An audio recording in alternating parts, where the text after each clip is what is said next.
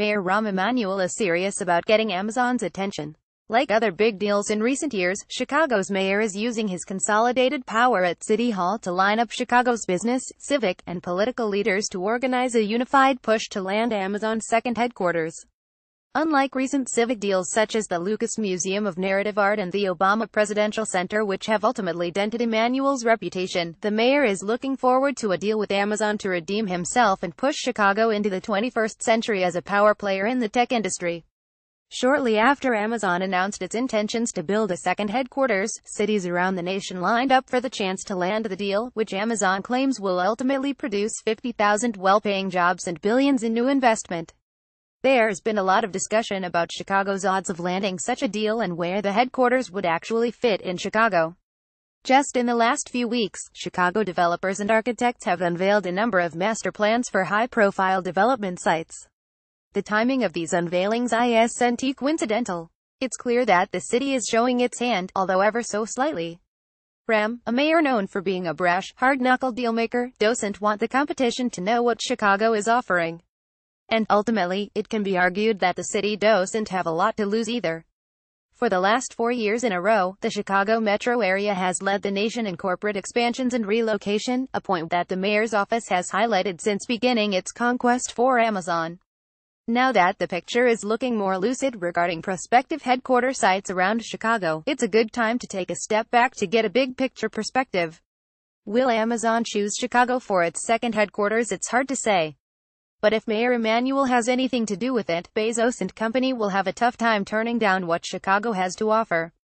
Chicago Tribune riverfront sites after revealing plans to construct a 4-building riverfront campus of loft offices and residential units on a 7-acre plot at 700 West Chicago Avenue. Tribune Media has recently released its grand vision for its 30-acre Freedom Center parcel to the immediate south with the hopes of attracting Amazon. Known as the River District, the joint 37-acre parcel would be a city within a city, supporting in excess of 10 million square feet of new mixed-use space and tens of thousands of jobs. Located at the intersection of the neighborhoods of River North, River West, Goose Island, and Fulton River District, the Trib's megaproject is a short walk from nearly all of the CTA's major train lines and could include transportation improvements such as a new pedestrian bridge across the river and a transitway or shuttle route from Chicago's big commuter rail stations. Despite calling for nearly 24 structures, the plan sets aside a fair amount of open space and a riverwalk component. The multi-phase project could potentially see Amazon start with the northern portion and then spread south of Chicago Avenue. In addition to some zoning challenges, the Tribune sites also must contend with the existing 800,000 square foot Freedom Center building. The printing facility has a lease through 2023 and includes 2 options to extend for another 10 years. North Branch sites. Over the last few years, major industrial sites along the Chicago River's North Branch have been changing hands. Despite protections put in place decades ago to help keep industrial jobs along the stretch of river, the city recently approved a sweeping zoning ordinance which will allow developers to build a variety of uses along the riverfront. One of the largest zoning changes in recent history, the approved plan reshapes the cluster of the planned manufacturing districts (PMDs) that line the banks of the North Branch just north of Chicago's Central Business District. This is where developer Sterling Bay comes in. The group has built a name for itself by transforming Fulton Market from a legacy packaging and distribution hub to one of Chicago's most prominent office markets. High-profile tenants and partners include Google, Schramm, McDonald's, and Ace Hotel, but Sterling Bay has shifted focus in recent months towards its growing collection of North Branch sites. Last month, Sterling Bay finally unveiled its plans for its North Branch properties. Dubbed Lincoln Yards, the plan will transform the former A. Finkelson steel plant and the city's former Department of Fleet and Facility Management site into an ambitious mega-project could cost upwards of $10 billion and take a decade to complete.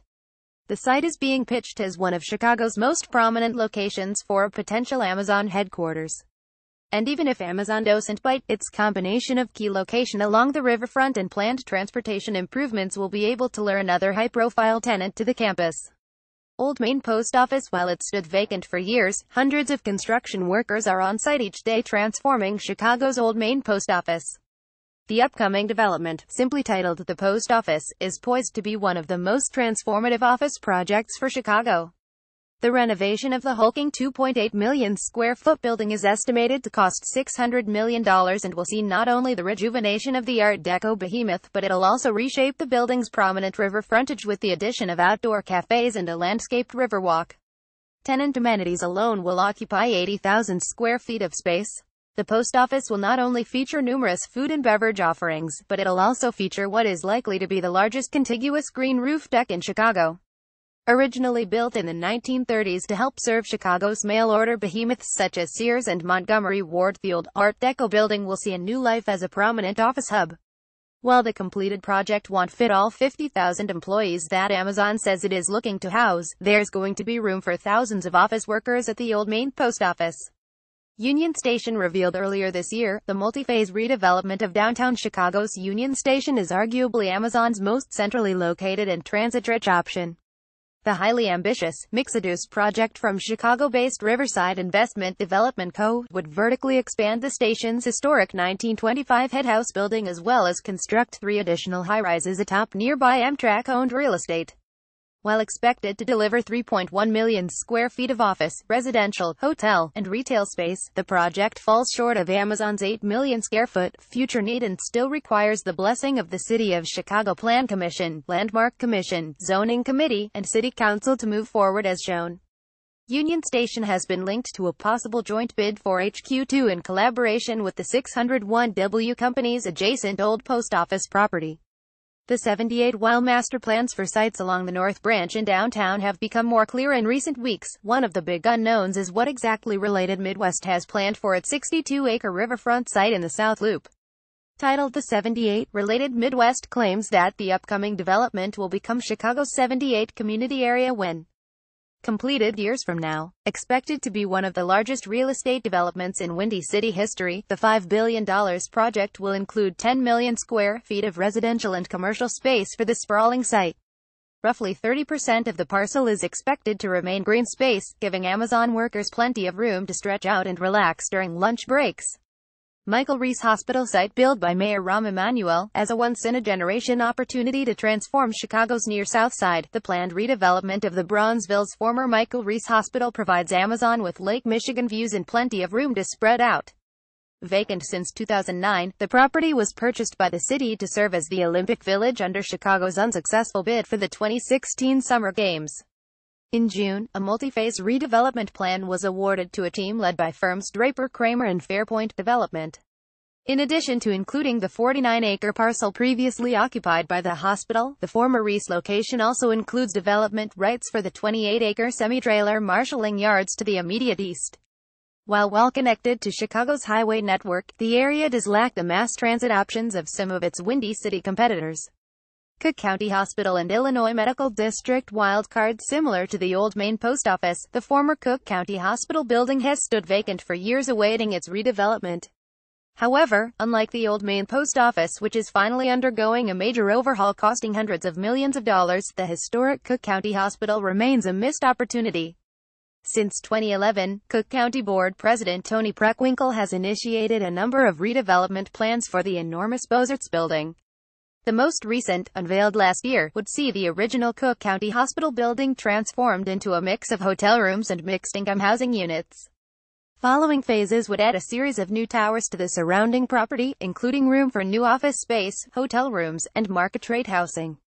The total estimated cost of the privately funded project ranges between $550 million and $700 million, with a timeline of 10 and 15 years to complete. The Thompson Center represents one of the most prominent redevelopment opportunities in Chicago, one that could possibly lure a team of developers and corporate tenants with deep pockets to help with its eventual transformation.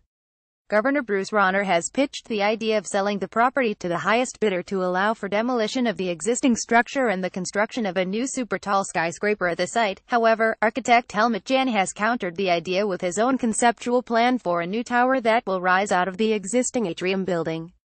The sale and possible redevelopment of the Thompson Center is problematic for a number of reasons, but the political back and forth between Springfield and Chicago lawmakers has almost all but ensured that no sale will take place in the foreseeable future.